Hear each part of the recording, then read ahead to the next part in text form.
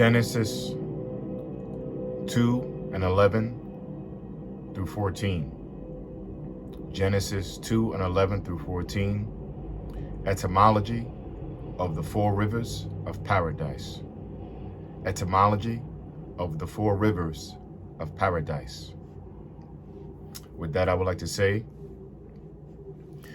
Kal Halal, Yahweh, Bahashim, Yahushai, Bahashim, Ruach Wadash.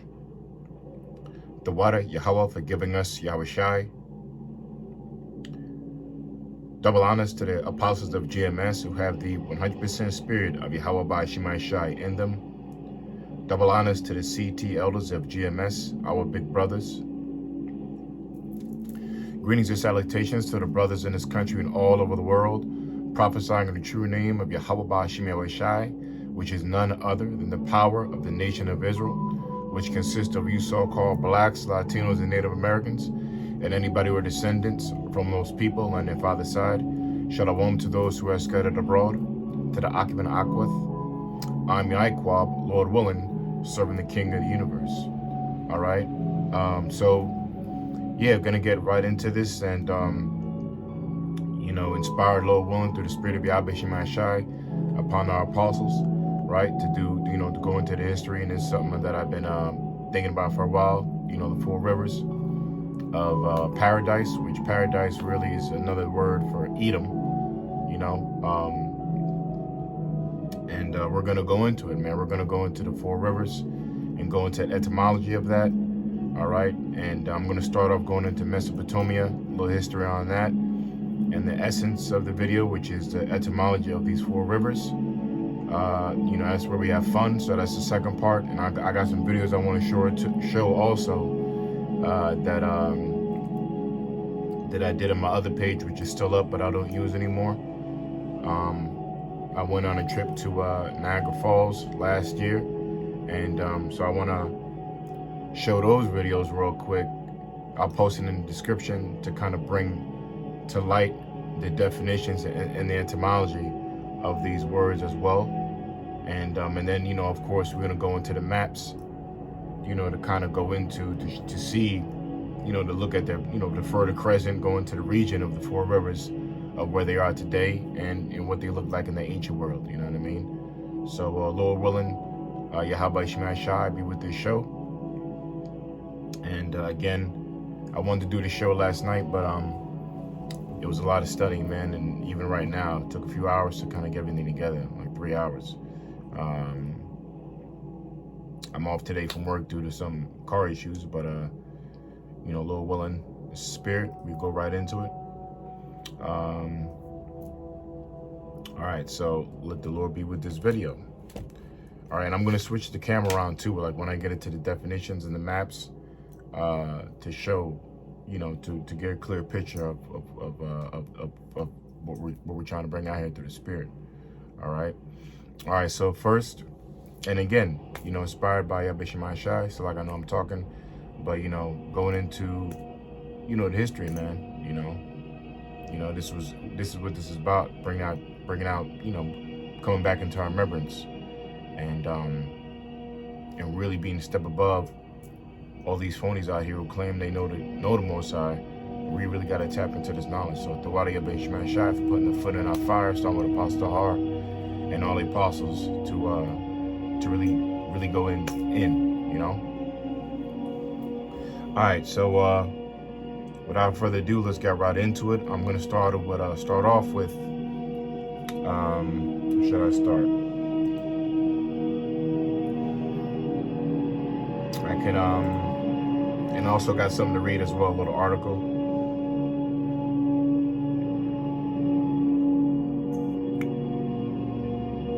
Salakia.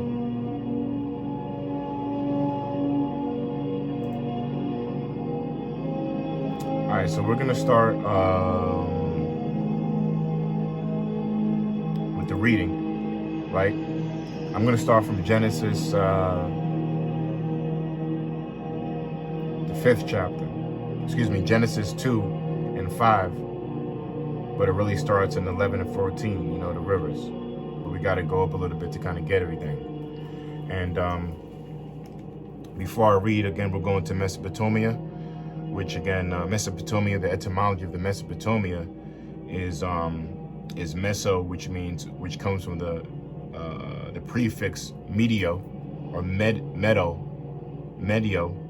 which means basically middle. All right, middle, and the suffix Potomia, which comes from the Greek word potomos or potomo, which means a river, which also comes from the word potomos, comes from pet, which means rushing water, or to rush or to fly, right? So really what are we saying when we say Mesopotamia? We are saying middle river or middle rushing water, because Mesopotamia basically ran from the Persian Gulf, which the Garden of Eden, which we're going to go into the maps, we're going to go into, and I'll show you the Garden of Eden, where everything flourished, Garden of Eden, and all the four heads, or the four rivers, right, of paradise, or the Garden of Eden flowed, right, all the way to the North Africa. But really, remember at this time, everything was, let me get this thing here. Remember at this time, everything, you know, the Pangea, when the Lord created everything, you had one side earth and one side water, right? It was all, you know, the Lord separated that. It wasn't the great flood yet, right? But if you look here, right here, right? Okay, right? So this is the Gulf of, let me see. The Persian Gulf is right here. Hearken, we're gonna go into Hearken River, but the land of Havala, we're gonna go into it, is right here between North East Africa and South, and kind of South West Asia. And then you have Mesopotamia, which basically goes from the Persian Gulf all the way, swings over to Egypt. All right, to Egypt. All right, and that whole region there, this whole region, like all the way to Turkey too. Call that the Fertile Crescent. You know, you're gonna get a better picture in the map. All right, just wanted to show you that real quick. Okay, maybe I'll bring it back out again. I don't know if I'll need it, right? So, you know, so that region, again, Mesopotamia, which means middle river or middle rushing water, that area was between two large, water areas, you know. That middle passage was between two large parts of water. Okay. And Mesopotamia, again, had the four rivers flowing through it, all right? And now after the flood, right, where you could really call it a world mudslide, you know, because when you have a mudslide, pieces of the earth break apart. You know, you could look at videos on that on YouTube and look at mudslides. So that's what the Lord did when he flooded the earth. It became a world mudslide, and you had pieces of the earth break apart. That's why, if you look here, you know, Africa, as we know, fits right into, or South Africa, excuse me, I'm sorry, man, South America fits right into Africa, right? Because they all broke apart. You know, you got the Americas here, or the North Americas, right? That was part of, it fits right here in the puzzle, in these pieces here. And if you look at a map, you can tell all these lands, they'll just split apart like a big mudslide. You know, there's animation and graphs on YouTube where you can type in the Pangea and it shows, you know, lands coming together, and then when it flooded, the lands broke up apart. Okay. So again, we got to imagine that this time all the lands were one part. Now after the flood, you know, because all civilizations, the key to this Mesopotamia is because all civilizations, you know, started from water. You know what I mean? Water is the essence of life. And that's why they call it the Fertile Crescent, because not only did the Most High plant the garden there with the rivers that flowed from the four-head rivers we're about to get into, but also life came from the waters, from the rivers. All right. Not only, of course, the plants and the trees and everything you see, you know, all the plants and the trees that was brought forth by the waters, but also man and civilization itself was brought forth and sprung into Mesopotamia sprung forth civilization along with the plants and the trees, you know. And we needed to be by water. Everything came from water to do that. That's why water is such a spiritual thing, such a heavy thing. Without water, there's nothing. All right? And that's why they call it the cradle of civilization.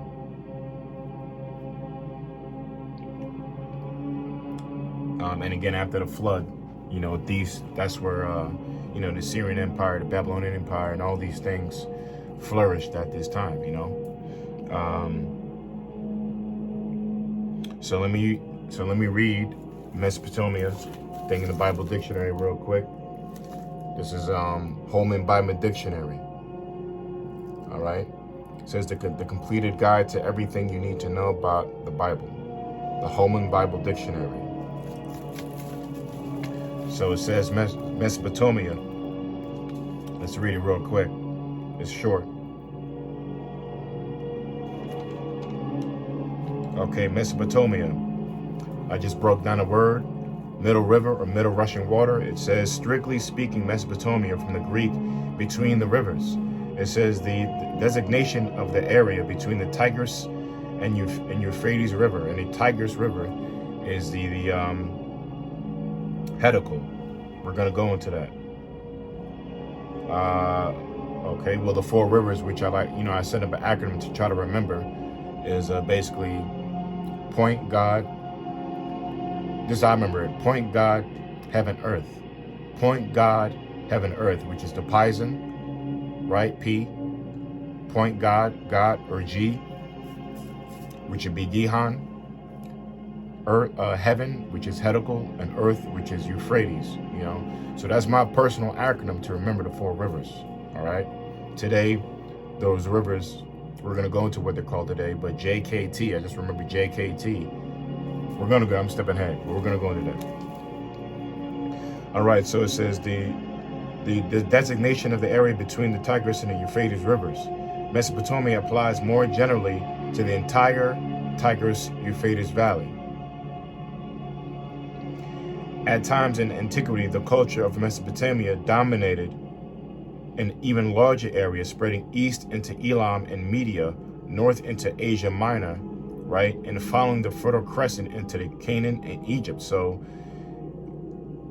you know, it was a big landmass, man, Mesopotamia, which these four rivers sprung forth, that not only started the plants and the trees and the agriculture of the earth, right, but also civilization itself after Noah's flood, all the way to the south, east, and northeast. South, west, and north west Asia, all the way to east, all the way to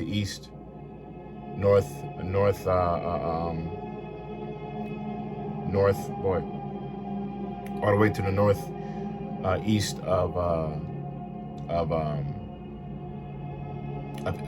Africa, you know, which is the Horn of Africa, Egypt, Ethiopia, all the way up to Turkey. And I think I said that wrong. I'm sorry. The Asia part would be the well, that was west, yeah, the west side of it. Okay, all right. So it says, at times in antiquity, the culture of Mesopotamia dominated an even larger area, spreading east into Elam and Media, right, North Asia Minor, and following the Fertile Crescent into Canaan and Egypt. The scriptures witness to a long history of contacts between the Hebrew people and the people of Mesopotamia, right? Mesopotamia was the homeland of the patriarchs, right? the patriarchs of the people of the Lord. Genesis 11:31, 12:4, 24:10, 28:6. Mesopotamian kings subdued Israel for a time during the period of the Judges. 3:8. Mesopotamia supplied, Judges 3:8. Mesopotamia supplied mercenary chariots and cavalry for the Ammonites, which are today's Japanese. War with David. First Chronicles 19:6. Superscription of Psalm 60. Both the northern kingdom of Israel, 2 Kings 15:29, and 1 Chronicles 5:26, and the southern kingdom of Judah, 2 Kings 24:14 through 16, right, went into exile in Mesopotamia, right? So a lot of history of the patriarchs, which is the fathers of, or our forefathers of the nation of Israel, and history itself all comes from that part of that region. Again, that's where civilization really began, you know? All right, so that we covered Mesopotamia. Now let's go into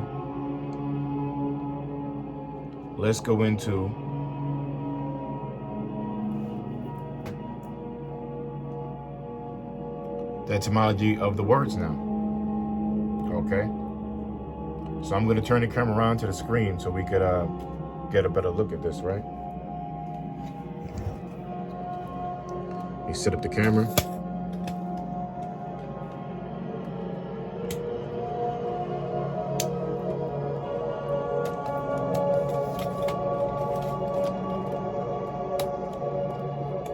You set it up real quick. It's locked.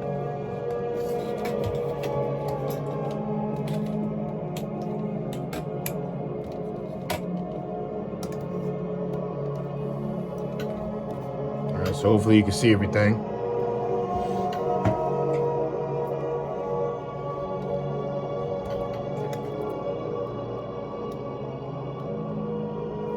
Okay.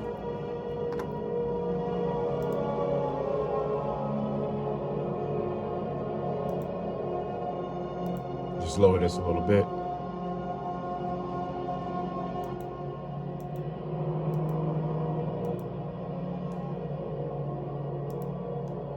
Actually, let me read this for you real quick. Now, we're going to go back to this map. But let's read this real quick. It says, as the above map shows, right here, as the above map shows, the Euphrates River begins at the place where the Karasat and the Murat join northeastern Turkey. You know what? Let me come back to this. Let's go right into the scriptures first. Slakia.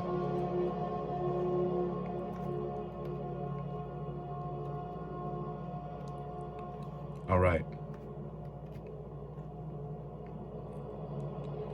So let's start from Genesis 2 and 5.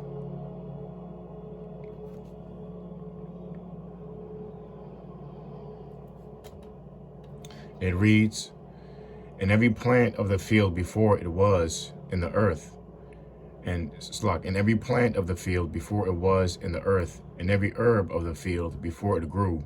For the Lord, now you see the Lord's in capital letters, that's talking about the Most High.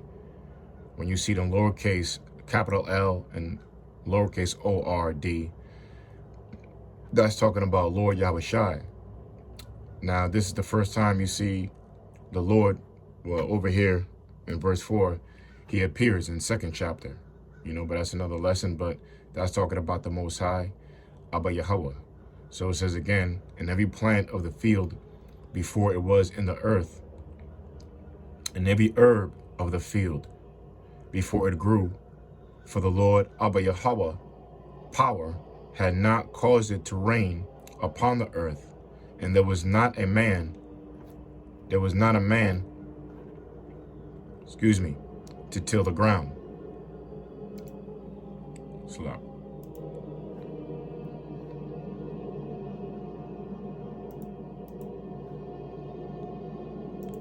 It says, and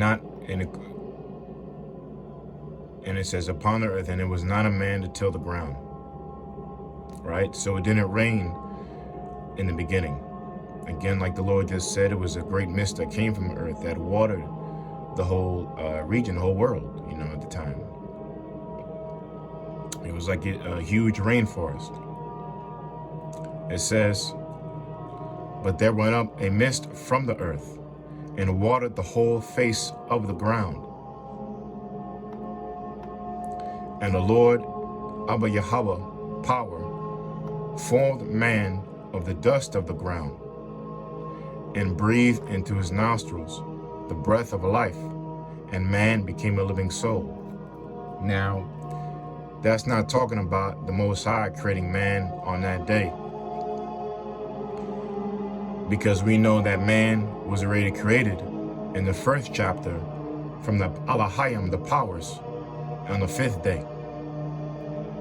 This is talking about, again, Adam, right? It says, and the Lord, Abba Yahweh, power, formed man of the dust of the ground, which the ground here, let's go into it, means what? The one which you see, there you go, Adama. In the Hebrew, Paleo Hebrew, Adama, which is ground, earth substance, ground at earth visible surface, land territory, right? Which means earth, the ground. Now, I got another video I'll post on here which really refers to, that's why the Lord's name is, that's what he was, that was the Lord, That's why you go to Corinthians 15 chapter, it says the first man, Adam, brought death into the world, but the last Adam brought life into the world. Who was the last Adam? Yahweh Shai. Okay, that's why one of his nicknames is Son of Man, where if you go into the word man, it goes back to the word which we just sent, it goes back to our ground. Ground in man is Odama, because man came from the ground. And I have a separate video I did on that, which I'll post in the description. Okay, so again, the Lord, Abba Yahweh, formed man of the dust of the ground, which is Adam, Adama, and breathed into his nostrils the breath of life, and man became a living soul. So what is life? Life is the truth, ultimately by way of Yahweh Shai, son of the ground, or son of man. Yahweh Shai, that's another name for the Lord, Son of Man, which life is really the truth. Because again, you had men on earth, but there was no truth in the earth. They had their own philosophies of all ways of life. There was no, the wisdom of our Lord, which starts from the commandments that he gave unto us, the Spirit of truth. The Holy Spirit wasn't on the earth yet, wasn't in the earth yet, only in the heavens. It tells you that what's in the heavens is the Most High, the Lord, and then the Holy Spirit. The Holy Spirit wasn't on earth yet. So the Holy Spirit, which is the breath of life, he breathed into Adam. He gave him, so basically he gave him the truth. Okay, and then it says, then man, which is what? The Lord, became a living soul. Let's see what that says. Adam, see? Which is what? Adam. So man means mankind. Human being. Adam, first man. Right? But we know that really means the first man who had the knowledge. Who had this truth, which became a living soul. Just like in Ezekiel 37, when it says the breath of life entered into them. That's talking about the nation of Israel coming back into who we are, this knowledge, by way of this truth. So what is life? Is life your heart pumping blood through your body and breathing? Or is true life knowledge? No, true life is a knowledge. Okay, so let me not go on too much. Let's go into these rivers, right? But that's important to break down, though, Lord willing. So again, I explained that in the video I'll post in the description. So let's move on. It says in verse 8, it says, and the Lord power planted. So we know that's talking about Adam, even though it didn't mention Adam yet. Let's talk about Adam. And it says, and the Lord Abba Yahweh power planted a garden eastward in Eden, which Eden represents really paradise. Let's look up Eden. It's going to say pleasure, which is not, they're not coming full circle, because in paradise you have pleasure. It's pleasure, pleasurable.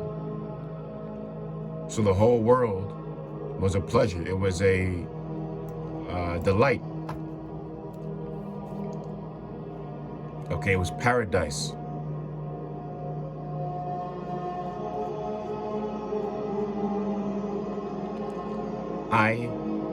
I done.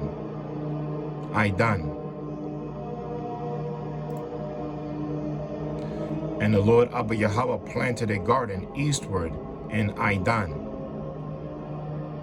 So the east part of that region. And it says, and there he put the man whom he had formed, or now we know that's talking about Adam. Let's prove it again. Adam, whom he had formed. So that's where Adam was. And it says, and out of the ground made the Lord Abba Yahweh power to grow every tree that is pleasant to the sight and good for food. The tree of life also in the midst of the garden, and the tree of knowledge of good and evil. Now that, again, it goes, and out of the ground made the Lord Abba Yahweh power to grow every tree that is pleasant to the sight and good for food. And that's twofold. That represents the knowledge, all truth, all wisdom, right? And wisdom is not, has a form, comes through, wisdom comes forth through, through out of someone's mouth, so that represents people as well. You can prove that in Ezekiel 31, the 31st chapter, where it talks about the trees really represented the people, and all the trees envied another bigger tree, which was Adam, because he had the ultimate knowledge, they envied him. But that's another lesson. But also the trees are figurative too, which represents actual trees. And again, it says, out of the ground made the Lord power to grow every tree that is pleasant to the sight and good for food, twofold. The tree of life also in the midst. And now the tree of life, that's talking about overall this truth, right? We already proved that life is what? Truth, knowledge, wisdom, knowledge of the Heavenly Father, Yahweh through his Son, right? All wisdom goes back to Yahweh, because he is the actual word of the Most High, which he is ultimate wisdom, Yahweh. One analogy I like to always use is Alzheimer's. Now, somebody with Alzheimer's, which is one of the worst sicknesses, curses that the Lord has put on man, is that you grow to an age living a full life and you can forget the people you love, your wife, your kids, your own brother, you know what I mean? And you can forget everything because your brain eats itself. But you have machines pumping air and breathing for you and all these kind of things, but are you truly alive when you don't remember anything? You don't remember your children, your brother, your wife, your kids? No. But so what is true life? What you have in your brain, So, and what ultimately should you have in your brain and your mind is the truth of Yahweh B'Shem Shai, which is only given to the nation of Israel. Starting with Yahweh B'Shem Shai. So true life is knowledge.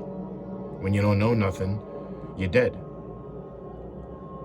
That's why the Lord said, Hosea 4:6, my people are destroyed for lack of knowledge. That's why what makes these people dead. They don't know the knowledge of the Lord.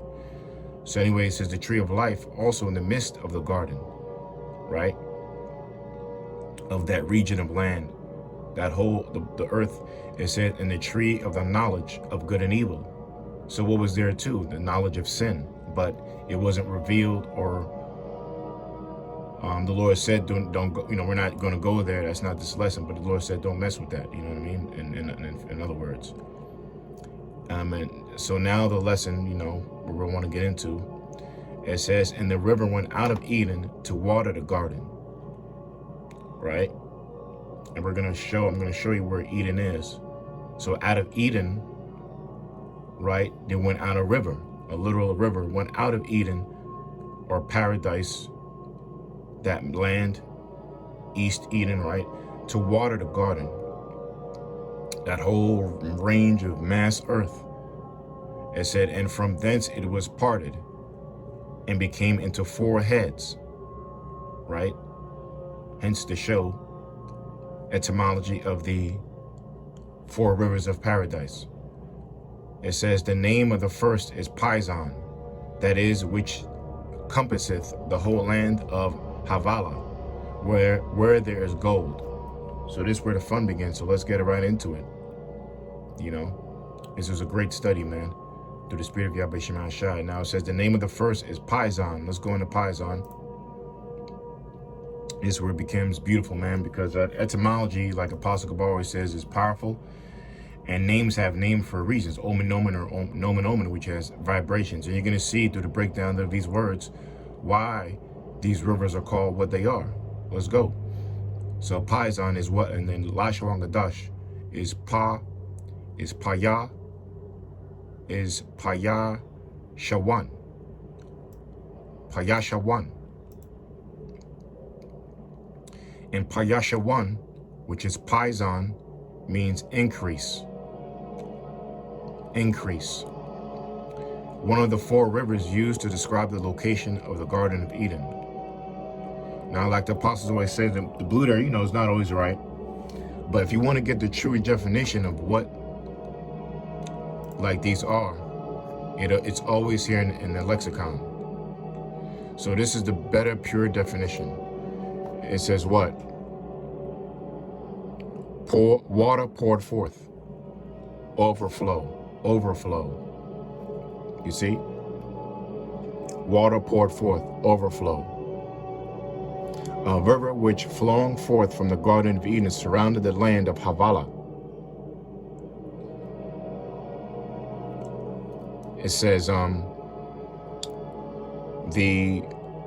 preferred Indus, which really surrounds India on the west and was nearer to the Hebrews, others such as Reland, So we didn't need to read the rest of that, but right here, water poured forth, overflow, right? And it says, which flowing forth from the Garden of Eden surrounded the land of Havilah. So let's look at a map real quick. Remember, it means water poured forth, overflow. I got some maps right here. So this is a good, we're going to go through all of them. But as you can see here, the land of Havilah, right? We got the Persian Gulf here.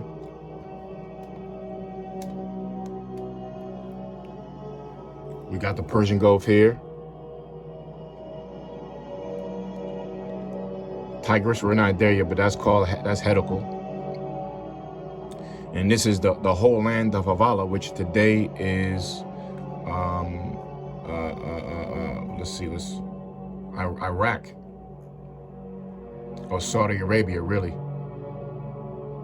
I believe it's Saudi Arabia. Where's another map?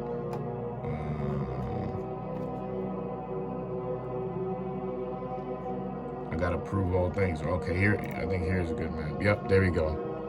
So the land of Havilah today is Saudi Arabia, not Iraq, Salakia. Saudi Arabia and Yemen, Oman. So now, the only river I couldn't identify today was kind of the first river we're talking about, because Pison, which is Pashawan, right? I forgot to pronounce it already. Let me go back to the Salak. Let me go back. Yeah, Payashawan, Salak, Payashawan. No, the river Payashawan runs through the land of Havilah, which is Saudi Arabia, but it connects to the river of Jordan.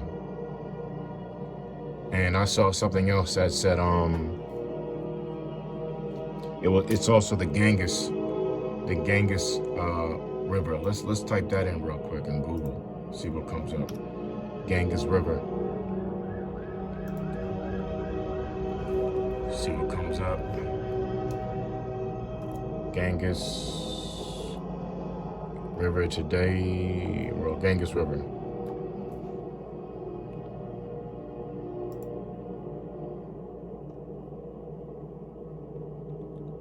Okay, Ganges River, that's India.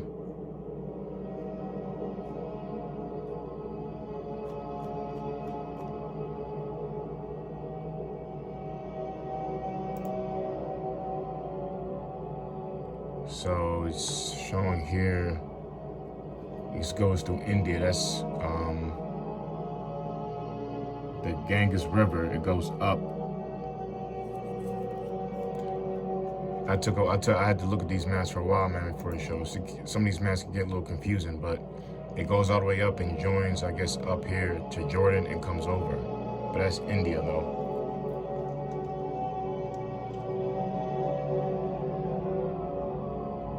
Okay.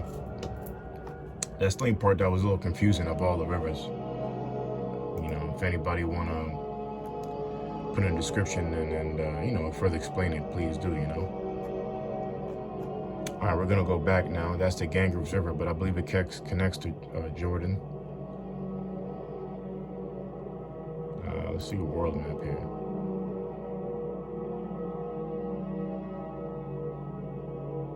This is Asia.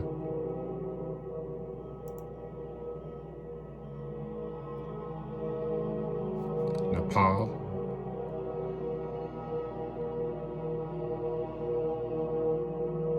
It goes up. It connects to that.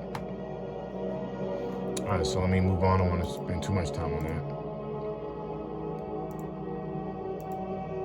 Okay, so let's go back. But again, Payashawan, the river Paisan, goes through the land of Havala, which Havala is Saudi Arabia today. And you see the river Jordan up here, which connects.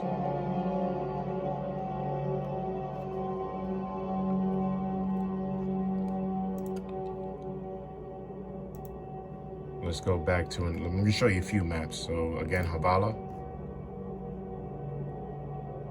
See the early Jordan River, Paisan River, goes down. This would be Eden here, and the rivers come out of Eden. India's this way.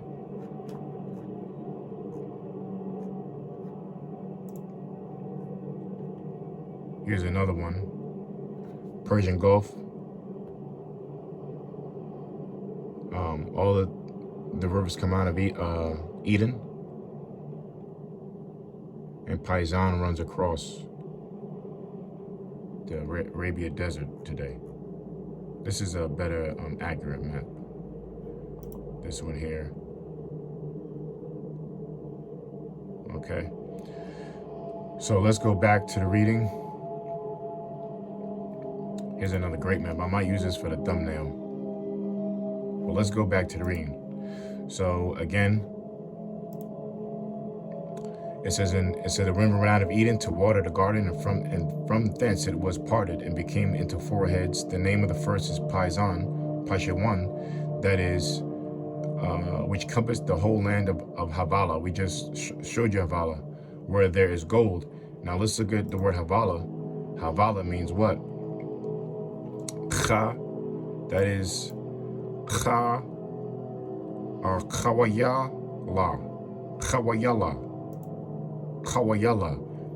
which is circle. Okay, so we look at this picture, right? This, the whole land, it means basically, it says the whole land of Havala is circular. So remember, today Havala is today Saudi Arabia, which is like circular, right? Circular, right?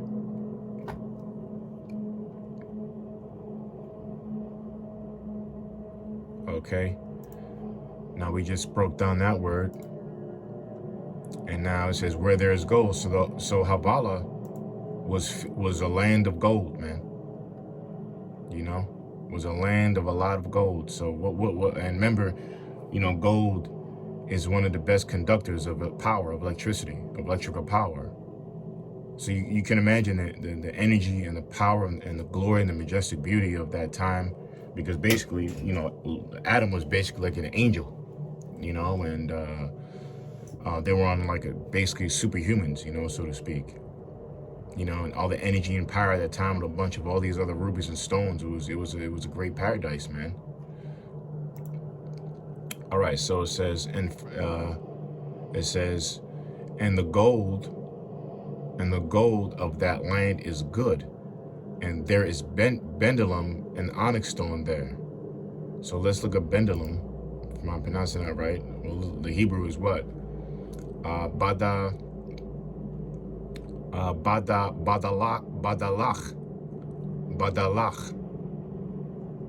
Badalach, which is,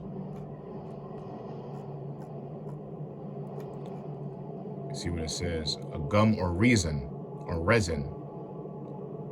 It's kind of like a sap, or like the color of frankincense, or something like a goldish color.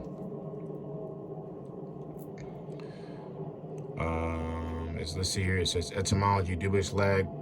It says, with apparently therefore well known, one of the products of the land of Havilah, using a simile of color of manna, meaning somewhat uncertain.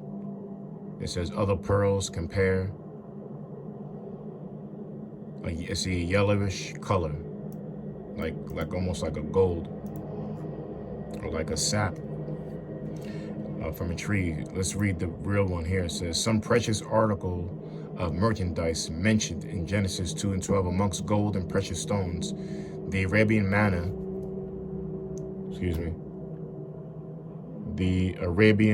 manna, is compared to this, Numbers 11 and 7, which latter consists of white grains and scales. It is also elsewhere compared to hoarfrost in Exodus 16:14. However, according to the it says the color is yellowish. It is utterly futile to suppose that manna of Scripture is anything now to be found. The manna was which was round like a coronary seed, and not like scales or grains. I think coronary seed looks like a mustard seed almost. You can correct me if I'm wrong. Is the gum of a tree. So, gum of a tree growing in Arabia. It is whitish, resinous, and pellucid, nearly the color of frankincense. See? When broken, it appears the color of wax, with grains like frankincense, but larger. So it's like stony, you know, precious rubies or something, you know, in that aspect. So a hand of bendulum is not such a precious natural production as to mention between gold and precious stones. So it's like stony, and that the land of Havilah should be celebrated for producing it.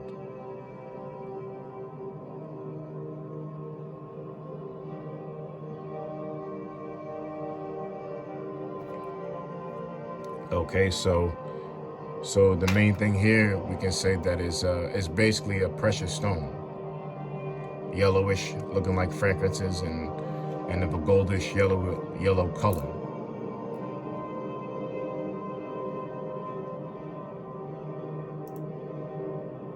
So to go back, it says, and the gold of that land is good, and there is bendulum, we just proved, right? A precious stone, a yellowish color. It says, and the onyx stone, right? And the name of this, so the Havilah was which means circle, was a whole region of gold, man, gold and these precious stones, and you can imagine an onyx. So you can imagine what that world looked like in the beginning, in paradise. So it says, and the name of the second river is Gihon. The same as that compasseth the whole land of Ethiopia. So let's go to Gihon. And now Gihon, I'm gonna show a video. This is beautiful right here. So remember, paisan means something that shoots forth, right? Something that shoots forth, right? Let's go to that real quick, Salakia, just to not forget. Pa Shawan, Pashawan, which means increase, or really water poured forth, overflow. Okay, water poured forth, overflow. Increase, water poured forth. And something when water begins, you're gonna pour it, right? You're gonna pour it, and then it just flows. So that's the beginning. Again, let's go to the second. Is Gihon, which is Gaya Chawan. Gaya Chawan, if I'm pronouncing it right, Gaya Chawan, which means bursting forth. One of the four rivers of Garden Eden, a spring near Jerusalem, where the anointing and proclaiming of Solomon king took place. Now Gihon, bursting forth. Now this is beautiful, man. So this says a river. Now you're gonna see why it's called, but I'm gonna show some. A river so called from its bursting forth from its fountains. Compared to this answers Arab, which is Arabs commonly use large rivers as gauges, a fountain with a stream and ponds near Jerusalem called Eastward.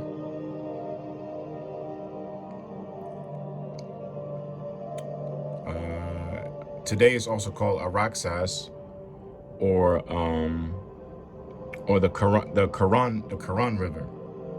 Today, in this place, and is significant entirely different from that which is commonly has, but this is appropriable. On the other hand, it was constant opinion of ancients that the Nile was intended. All right, so let's type in.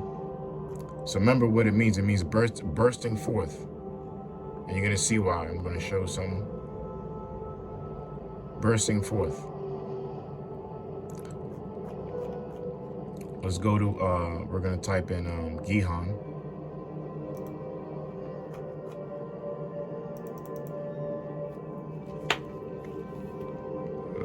Let's type in Gihon.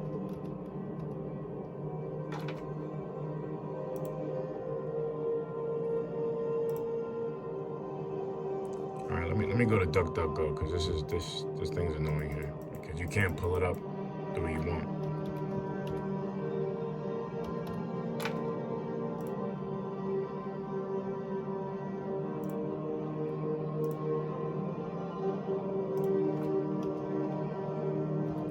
Gihon.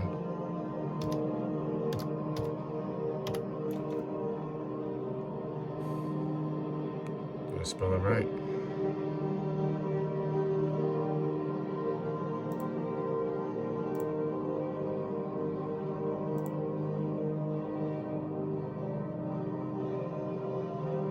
Okay, so Gihon is like basically a waterfall, all right? Or burst forth. Let's get a good picture here. It showed better ones in on Google, actually. I don't like these.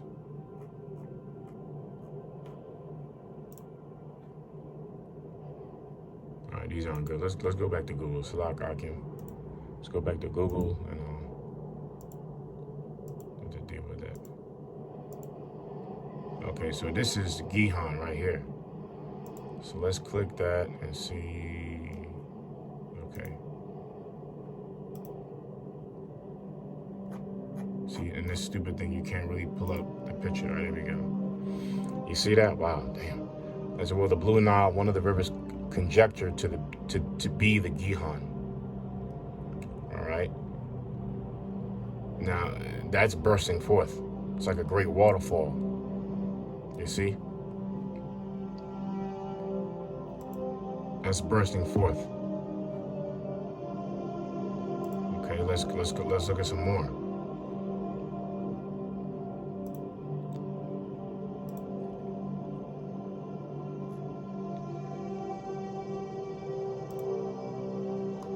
Gihon. See, bursting forth. Right?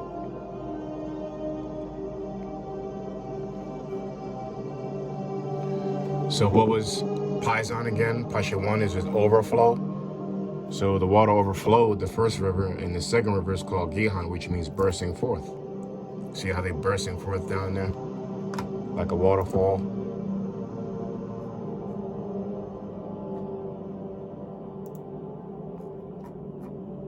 So you know some of the pictures here.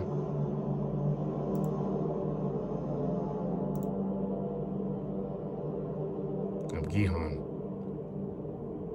All right.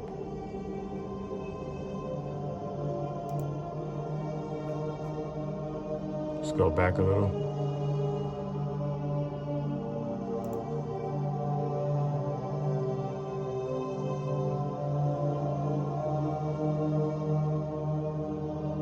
So let's see if we can pull up a decent map.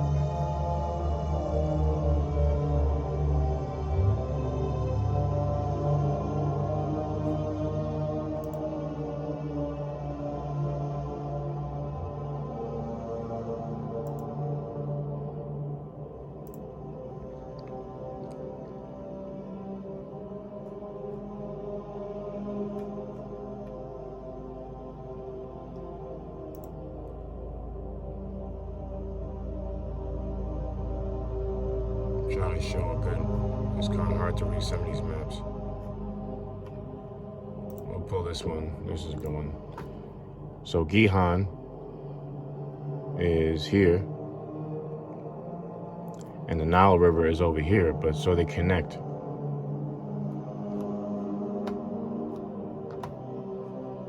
See, we get a better one.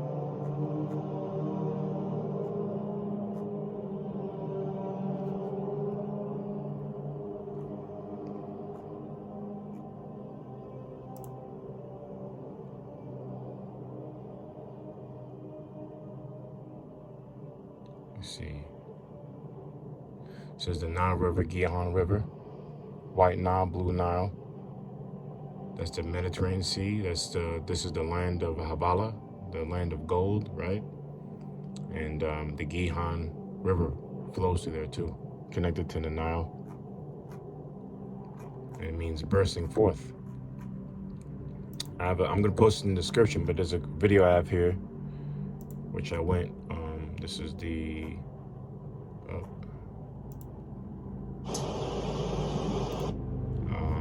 let me just show you something real quick. This is when I went to Niagara Falls. This site is still up, but I don't post anything on here again. Sorry, here it goes. So this is another like example of Gihon. I'll post this video too. All right, so that's like bursting forth. Okay.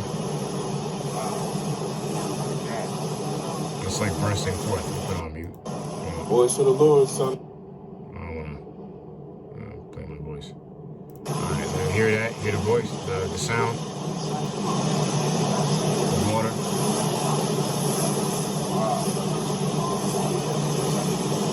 All right, so that's like...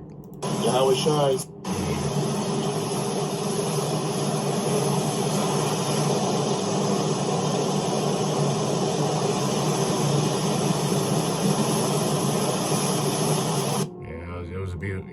Beautiful experience, man.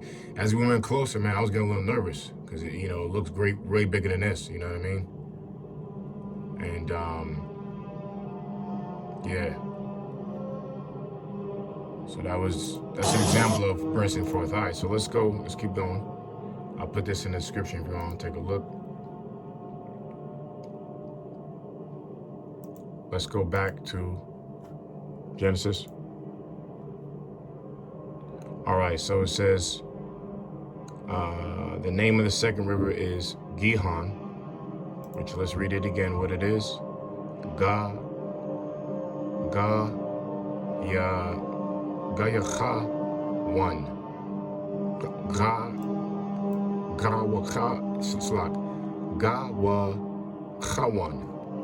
bursting forth.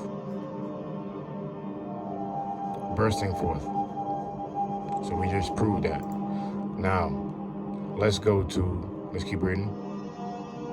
The same is that compassed the land, the whole land of Ethiopia. Okay, so I should have kept reading, but now we know why it connected to the Nile, because Nile is north of, northeast, the Horn of Africa, and that's the Nile River. It connects right there. Trying to see a good map again. This is a good one. Trying to see.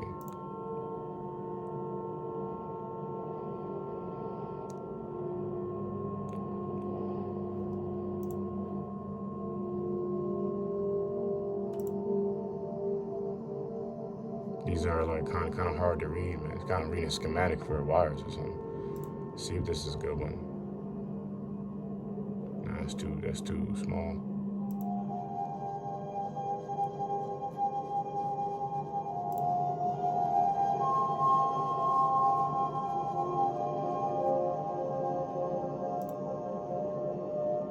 Well, this is a good one.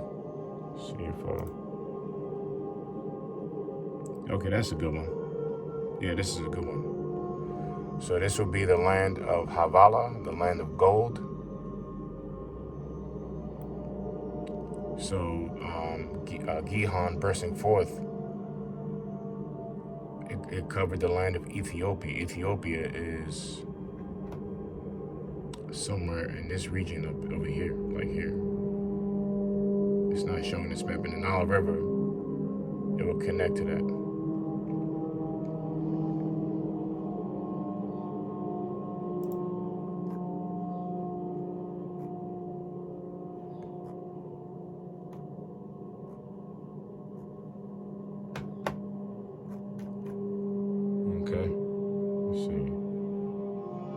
All right, so next one.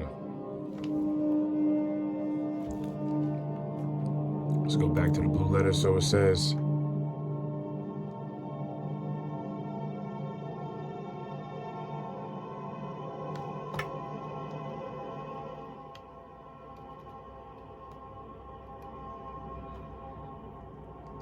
and the name of the third river is Hearken, that is which goeth toward the east of Assyria.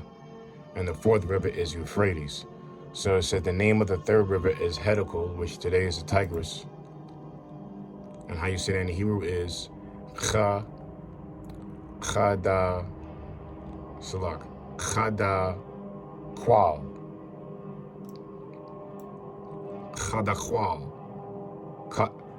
Chada Kwal, which is rapid. Rapid. So after, now you understand when you have Gihon, which means bursting forth, what do you have after? You have like the rapids. It says one of the rivers is eating, which coursed eastward towards Assyria. Today is called the Tigris River. Hearken, the river called by the Armenians, it says, Tigris and Armenian Arabic forms have risen. So it means active, vehement, rapid, you see? After a waterfall, I got another video to show you. After a waterfall, what do you have? You have like rapid waters, right? Because after where this water goes, where I just showed that video, right? It turns into a rapid, like right here. This, I'll post this too. This is the like a mile or two away. Bring it back. This is the other video I did. See that? The waterfall is way back there. And that was in the damn, lost words. That was in when I went on that trip to look at the Niagara Falls. I'm sorry, Niagara Falls. So Niagara Falls is way back there, and after the falls you have the rapids, which is the Hearken, which means rapid waters. You see. And I did look how powerful these rapids are, man. And I'm way up there. When you look down, there's like dots. Those are the people. So these rapids are huge. There's like little whirlwinds in there. You see? So look how rapid that is. So you can think of that as Hearken. Hearken. Remember, this is a mile or two after the waterfall, and they still have great force. You see? All right, so I'll post that in the description.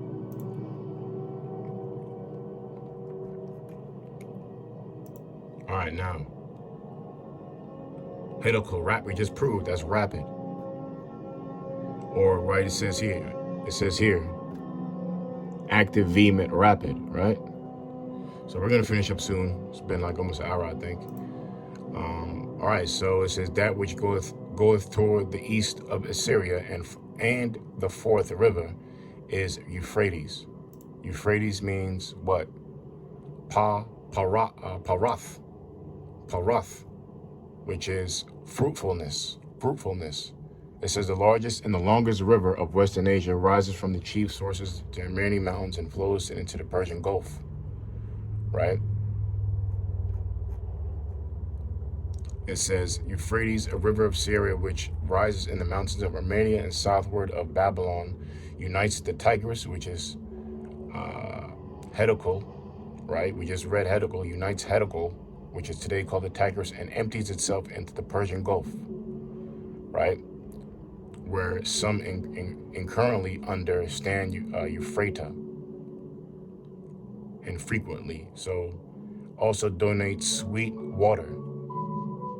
The water of Euphrates is sweet and pleasant tasted, fruit bearing. So it really means fruit bearing. So all the waters from Pison, which means overflow or pouring forth. When something overflows, what's the next step? You have Gihon, which means what? Bursting forth. After bursting forth, you have the rapids, which is Hearken, or today the Tigris. After the active rapids, where does that go? That goes into the largest body of water, like into the sea or to a great gulf, which is the Persian Gulf today, and it's fruitful. It's fruit bearing, right? Okay, fruit bearing. So if we go back to these maps here, I'm about to finish up. We go back to the maps. Let's go to this one.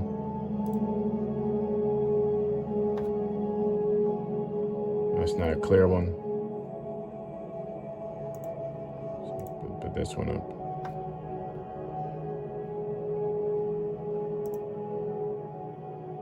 That's not the one I pulled up earlier.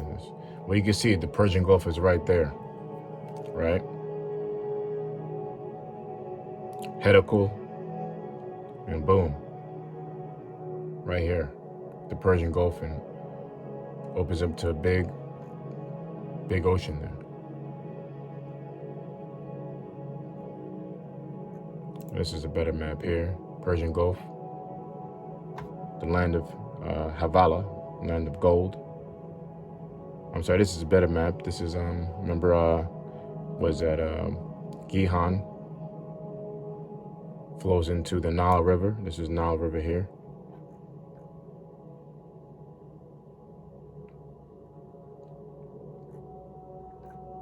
And that's pretty much it, pretty much it. Did I read this one? We can read this to finish off real quick. It says, as the above map shows, right, the Euphrates River begins at the place where the Karasa and Murat join the northeastern Turkey. It is the longest watercourse in southwest Asia.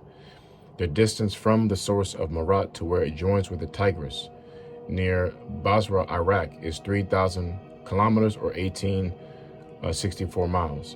The Euphrates waterway provided the water that led to the first flowings of civilization in summer dating from the 4th millennium BC. A millennium is 1,000 years. It says many important ancient cities were located on and near it, including Nippur, Sharapak, Uruk, Eridu, and Ur, where Abraham was born. Abraham was born in Ur. It says for several centuries, it was the eastern limit of the effective Egyptian and Roman Empire control, right? Because remember, wherever the water is, that's where Mesopotamia, the beginning of civilizations, always began, and you need water, to thrive, to grow. Where again, all civilizations, not only plants and agriculture, but civilizations grew. The region around the Euphrates, that's what I call the Fertile Crescent. The region around the Euphrates River is known as Mesopotamia. This area, where the invention of writing and the wheel occurred, is the cradle of civilization. Mesopotamia eventually became the heartland of the Babylonian and Assyrian world empires. In modern times, the use of dams when the river generates power for the entire area. So this is being used today to generate power. The river's first mention is in the Bible, book of Genesis. The Lord power planted a garden eastward in Eden. And remember, Eden is a paradise, a whole landmass. So eastward in Eden is really, let's see.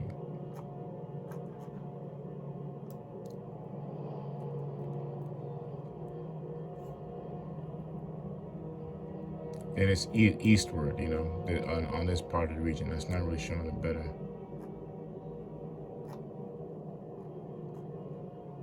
But you get, this is an old map here. Quran today, Gihon in the ancient world, Hearken in the ancient world, Tigris today, the land of where Abraham is from, Euphrates, and Pison. And that was Eden in the ancient world. Eden developed about 8,000 years ago. Water covered the area about 6,000 years ago. Persian Gulf. All right. So this is eastward of Eden. This is a better map.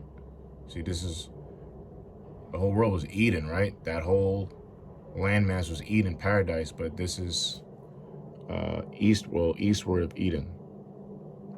You got east and west, so east of that part of Eden. Eden was here. So eastward of Eden, I guess this was all considered Eden.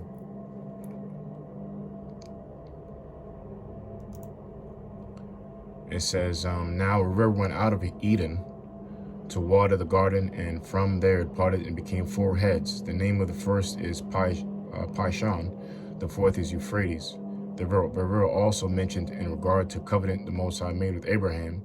This covenant, which promised to inherit in the land of Canaan, was made after Abraham had left his home in of the Chaldees. The Most High promised to give him the land from the Nile River to the Euphrates, which was polluted at the time by people such as the Canaanites, Hittites, and Amorites, Canaanites, and other in Genesis 15. It says, fulfilling biblical prophecy, this area around the river will play a pivotal role in the end-time biblical prophecy sometime during the Great Tribulation, which we're about to approach Jacob's trouble, when the beast and the false prophet rule the world. For demonic spirits that have been bound or held in the waterway, well, that's all a little whatever, but will be freed in order to unleash the wave of death upon the mankind. Just before Yahushua returns to earth the second time, the kingdoms of the north and the south will begin making their preparations for battle for Armageddon, which is, you know, between Russia and America. You see that now. And it's all happening where? In Ukraine. You know, so the Lord's gathering armies over there, like it says in Joel, the 3rd chapter. You know, beat that in your plowshares, gather your weapons, right, for war. The Valley of Judgment, or Yahushua, or the Valley Decision. All right, which is what we're looking at. You know, the region Eden. The Most High will then cause the Euphrates River to dry up, so the armies world can get this. I'm not gonna read the rest of this. All right, so that was basically it. And I think I covered. And we'll see everything here. Pretty long video. Okay, and that's basically it. Let me put this. I just flip this around. Lock. All right. All right, cons. So, you know. All right, so, you know, I hope you were edified. Okay, it was a lengthy video. And that's pretty much it, man. So, you know, I pray the Lord was with this video. You know, I pray you were edified. It took me a while to get this together. And that's about it, man. So that's, again, Genesis 2 and 11 through 14. Going into the etymology of the 4 great rivers of paradise, which paradise translates to Eden, all right? I forgot to mention one thing. Eden also goes back to, which is beautiful. Let me pull up that real quick. So like one last point I forgot to bring out.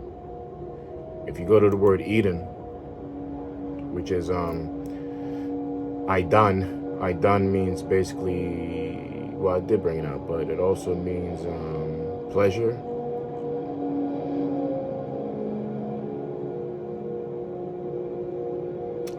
Garden. I forgot to go into the word garden. Slovakia. Yeah, when you go into the word garden is gan, which is an enclosure, enclosed garden, and Garden of Eden. So paradise, which is pleasure, this goes back to the woman too. A garden, it says a garden, one planted with trees. So what is a man? A man is a husband, and a woman's, she would be considered a garden, because what do you do in a garden? You plant your seeds. So the woman is known as Eden, or she's known as a garden. The husband's a planter. The garden is what is planted in. So garden means planted with trees. You plant your trees in the scriptures are known, like in Genesis, as people.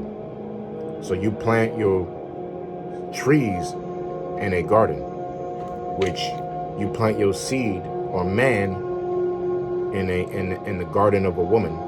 And remember, a garden of a woman is an enclosure. You know that the box, right, she got is an enclosure.